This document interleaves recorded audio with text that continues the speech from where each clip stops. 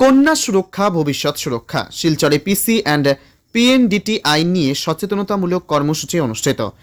কন্যা সন্তানের সুরক্ষা ও লিঙ্গ সমতা নিয়ে শিলচর সিভিল হাসপাতালের এএমএসএ হলে আয়োজন করা হলো সচেতনতামূলক কর্মসূচি।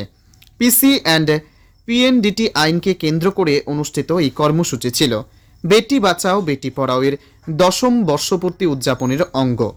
জেলা মহিলা ক্ষমতায়ন কেন্দ্রের উদ্যোগে আয়োজিত এই কর্মসূচিতে সহযোগিতা করে স্বাস্থ্য বিভাগ, অসম গ্রামীণ জীবিকা মিশন এবং জেলা আইন সেবা কর্তৃপক্ষ।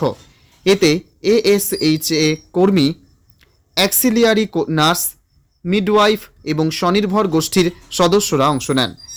প্রধান বক্তা হিসেবে উপস্থিত ছিলেন জেলা আইন সেবা কর্তৃপক্ষের legal aid council advocate Arunima Purkayastha.